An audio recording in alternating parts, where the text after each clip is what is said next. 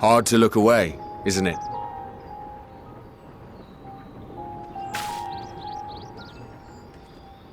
But they're more than pretty flowers.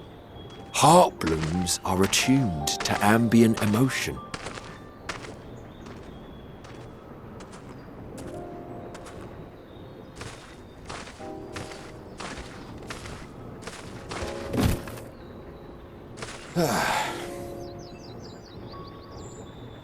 You don't seem convinced, but believe me, it's true.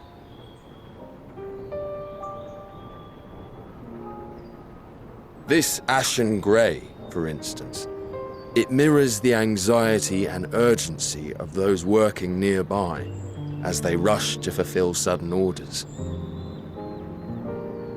Intense feelings like those spur the petals to change colour. Bright glowing hues in the presence of joy, dark subdued shades for frustration or despair. Yet even with the collected wisdom of Charlian at our disposal, we've yet to identify the underlying principle of this empathic effect. And there are other mysteries besides. Although the flower is extraordinarily long-lived, its low reproductive rate has made it difficult to find younger populations growing in the wild. With too few sightings to map its distribution, and no closely related species to track, we've been unable to pinpoint its land of origin. To further complicate matters, every culture, even dimly aware of its existence, has given it a different name and mythos. Our attempts to study it via the historical record have been an exercise in frustration. As an avid botanist myself, I should one day like to unravel the Heartbloom's secrets. But I'm afraid other duties must take precedence. I will leave you to your thoughts.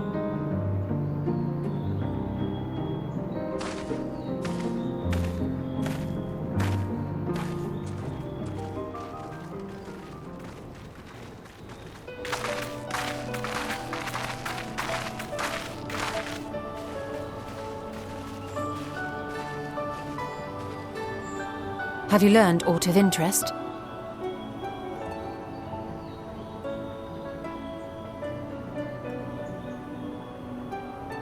A flower that reacts to one's feelings? Strange. I must say, I have never heard of such a thing.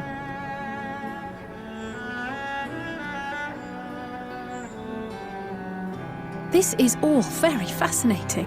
But as it stands, we've failed to gain any significant insight into the Forum's undertaking.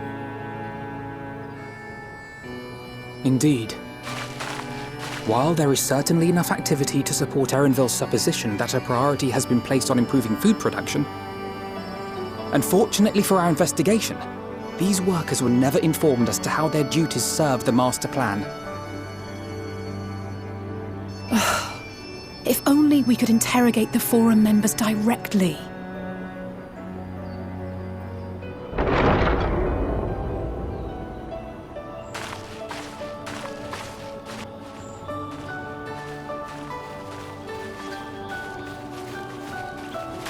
Isn't that the entrance to the Archaean?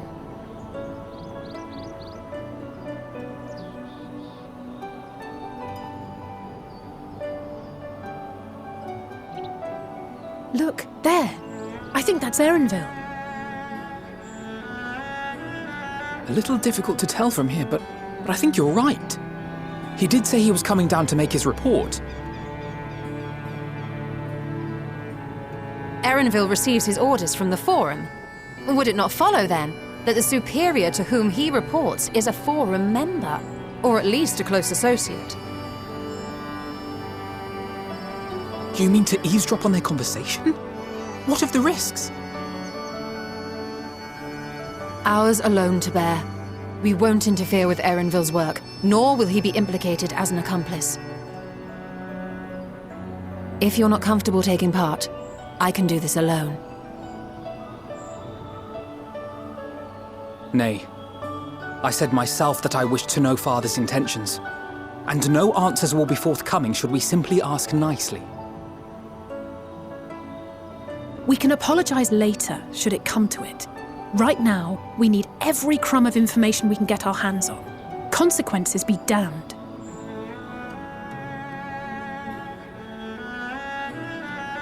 It might be best if you came along as well. In fact, we should all...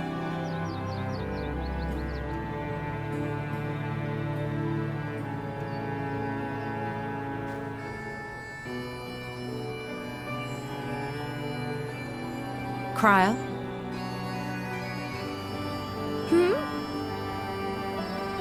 Oh, yes.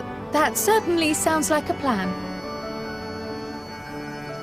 I'm glad you agree.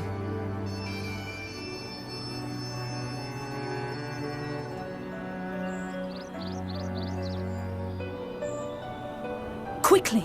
Erenville is on the move. We need to get closer before we lose him.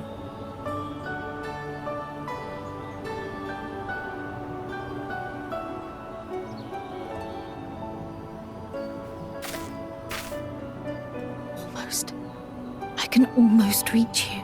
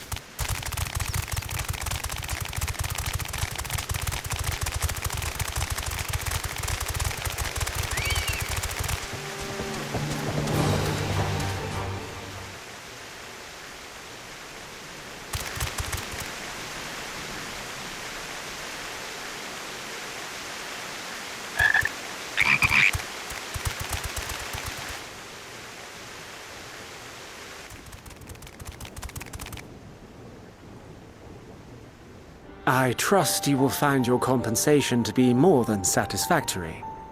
We wish to make clear that we are pleased with the efficiency and thoroughness of your work. So much so that we have come bearing new tasks in need of your competent hand.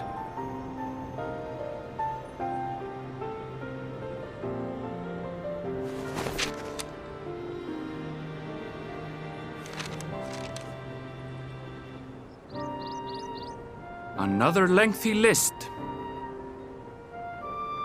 If I may speak frankly, the Gleaners have been pushed to the point of collapse by your unending demands.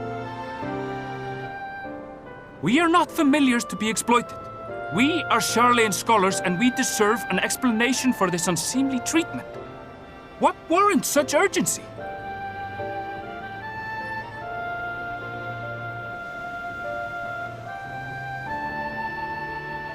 In an age long past, Charlayan was charged with a momentous duty. And now that word of the final days hangs heavy in the air, the time has come for us to fulfill that charge. I can say no more, but I promise you this. All will be revealed in due course. And when it has, you will understand that your toil was in service to the greatest good.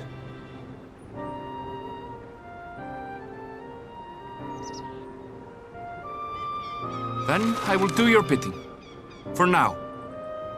But unless you wish the Gleaners to rise up in protest, I advise you to offer tangible improvements for our working conditions. Your promised revelation does nothing to address present circumstances. A fair point. Your concerns will be conveyed to the Forum.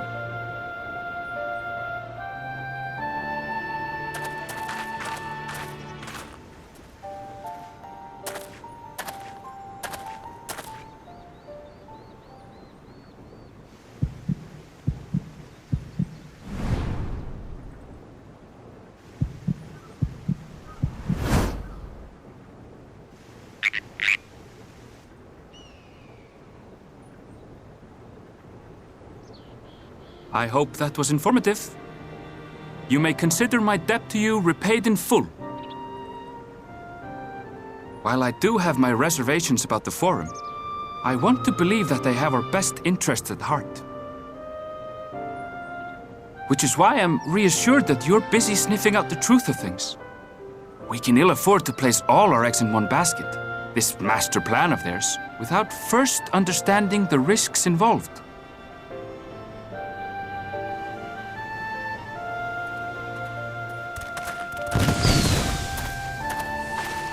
Wait! How did you know it was us? If you mean to impersonate a toad, try studying the real thing. And don't try to fool an expert.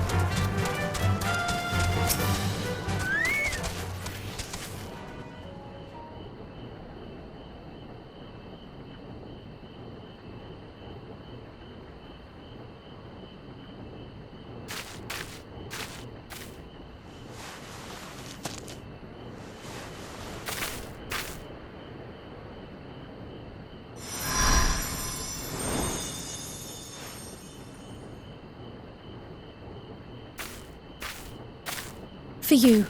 The spell will keep it from wilting. She said you would need it for the journey ahead.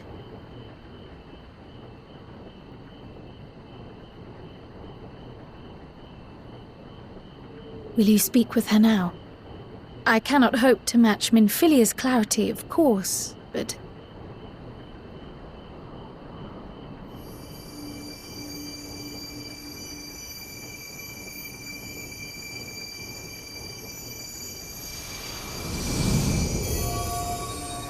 Thank you.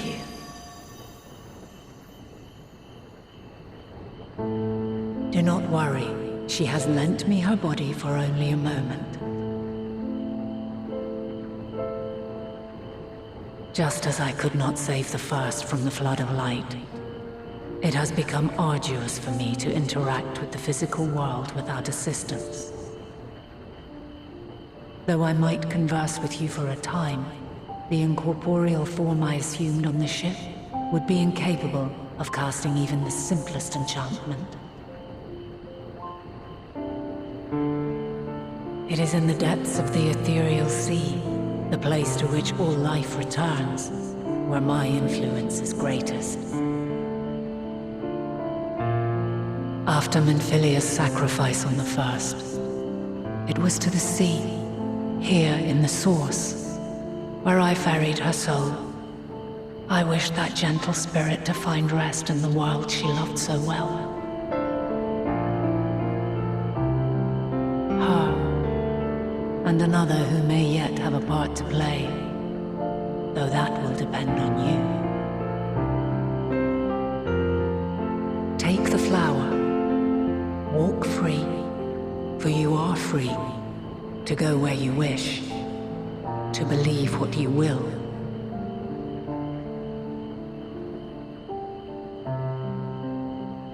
That bloom will be your guide, test and proof of your conviction. In darkness, seek joy. Surrender not to sadness, and see beyond despair. Walk free, and bear the light for others to follow. Together, raise it aloft and let it shine, till the end, blinding and radiant.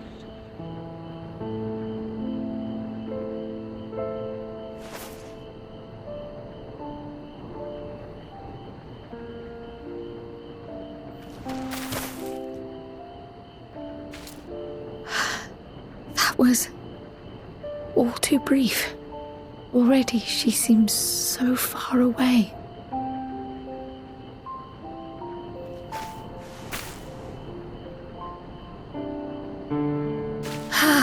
My apologies if I startled you. Ever since we began our descent into Labyrinthos, I had sensed another's will, straining to reach out. Even with my particular talents, though, I was unable to make a connection at first, so weak and tenuous it was.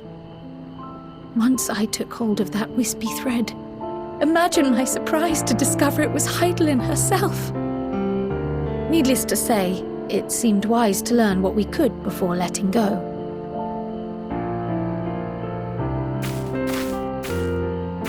Her answers were more cryptic than I would have liked, but at least she left us with a guide of sorts, that unusual flower.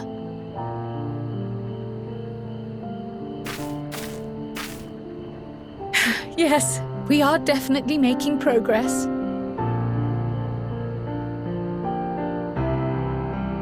You can't be serious! We've done nothing wrong!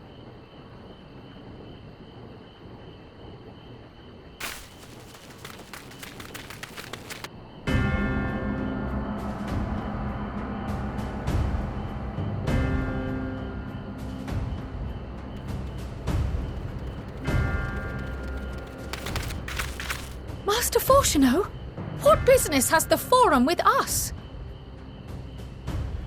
Obstruction and suppression, apparently. Mistress Baldessian, our records show you facilitated the Scions' entrance into Sharlayan by claiming them as assistants for your organization. We are aware of your investigations. After alerting the major institutions to the presence of potential troublemakers, we received word from an Archean custodian. A group operating under the auspices of the students, skulking about Labyrinthos and engaging in clandestine behavior. Clandestine? We may not have entered Sharlayan as Scions, but we did naught to conceal our identities. Our only purpose in this city is to seek the truth. I can think of no reason why our actions should warrant the Forum's intervention. 'Tis not our way to discourage the pursuit of knowledge, but the timing of such pursuits must be considered, not to mention their potential impact. With the world in chaos, we, the true caretakers of wisdom, have committed ourselves to an undertaking that demands the utmost discretion. And we will not risk its success by turning a blind eye to disruptive foreign elements in our midst.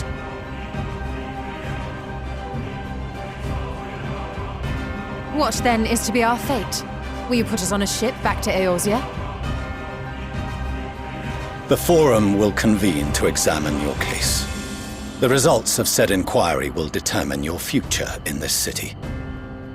As for your absent companion, he has already been detained. Graha! But why? Is reading a crime now, too? Reading is encouraged, celebrated even. Not, however, of the volumes shelved in the restricted section of the library.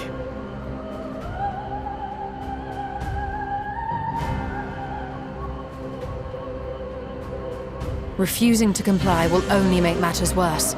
Let us instead treat this as an opportunity to open a dialogue with the Forum.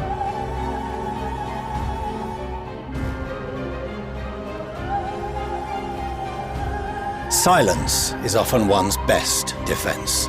I would advise against prolonging the proceedings with frivolous discourse.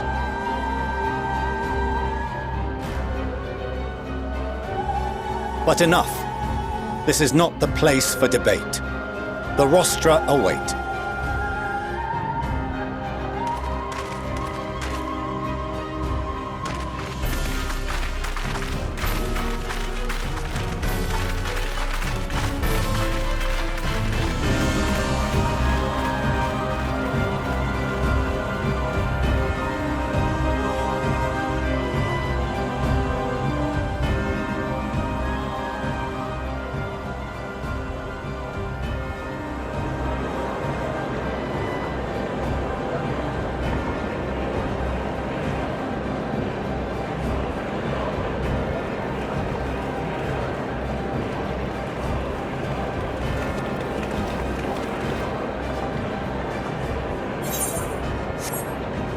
Forgive me. I was careless. We would have been detained regardless. This way, at least, we managed to stay together. I trust your time within the Forbidden Archives was well spent.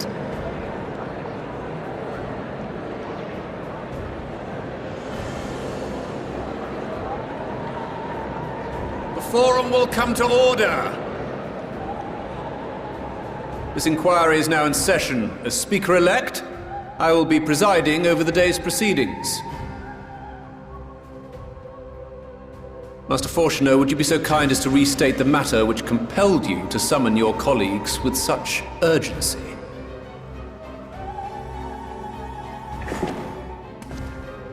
As you are all aware, we recently denied Eorzea's request for Sharlayan assistance. Since then, certain individuals dissatisfied with our decision have taken it upon themselves to interfere with our work. They entered our nation masquerading as associates of the students of Baldessian. But these malcontents are better known as the Scions of the Seventh Dawn. These militants wield influence with both the Eorzean and Eastern alliances, and are inextricably involved with the crises presently afflicting the world at large. Loose in our city, these warmongers sought to meddle with and expose matters of state secret. What are they, if not a dire threat to be expelled?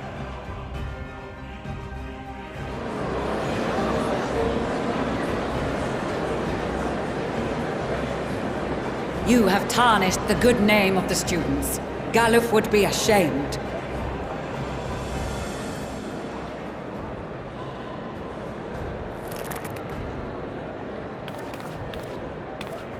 Galuf Baldessian was never one to forsake his fellow man. Even if this nation closed every door and retreated from the world, he would have found a way to help the Scions, help every soul of this star fight back against the coming doom.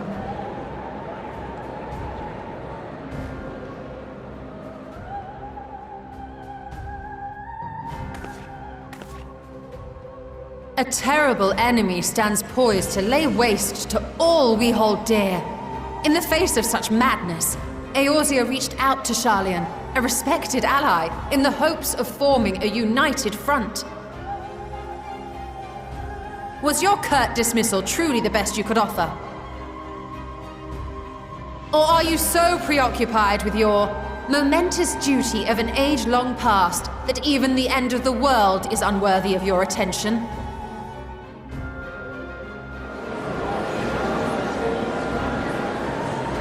Whence came this revelation?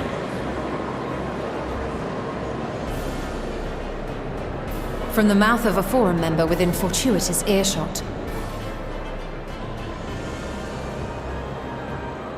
Then it seems your findings support my own.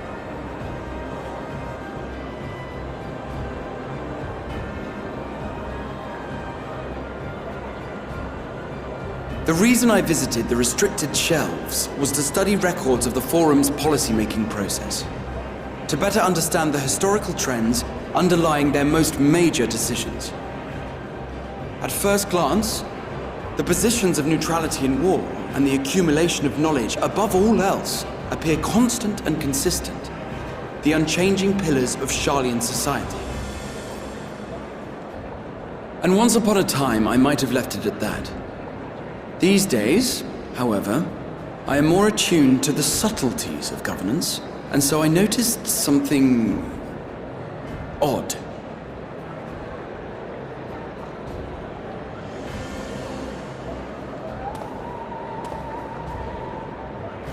From a particular point in time, the purpose of these policies shifted. No longer was knowledge preserved for the benefit of society. Rather, society was to be gradually reshaped to ensure the preservation of knowledge.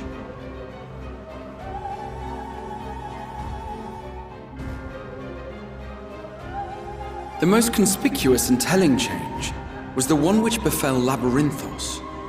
Once little more than an oversized storehouse, an enormous allocation of funds saw it transformed into an advanced research and archival facility. I also discovered a fascinating account on the finances of our Dravanian colony.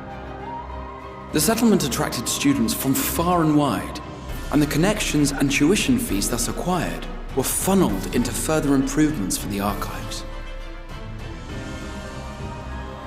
Now, there is no question that our nation's progress is tied to the acquisition of wisdom. Nevertheless, the vast resources diverted for this purpose borders on the obscene. But returning to the matter of when, our change in course appears to have been made some 270 years ago. The very same period when Sharlayan scholars in the hinterlands began a formal study of the ethereal sea.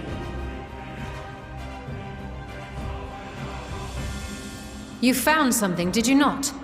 And whatever it was, gave rise to your oh-so-important duty. Mind your tongue, Archon. If you had seen...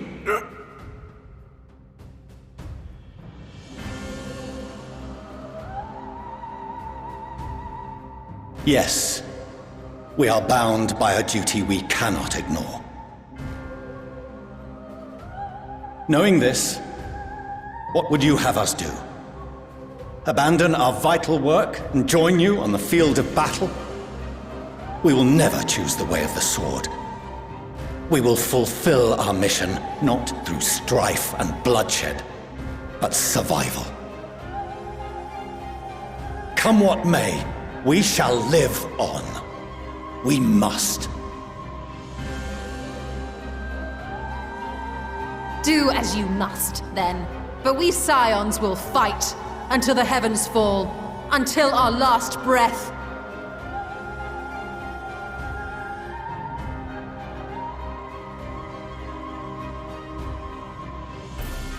Such misguided zeal.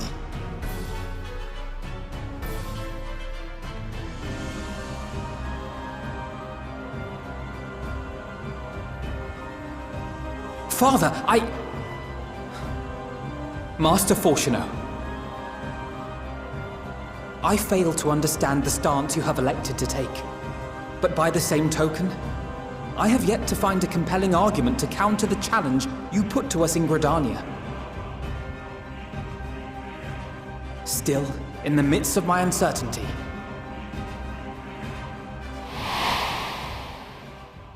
I must trust in myself to do what is right, as others have chosen to trust in me.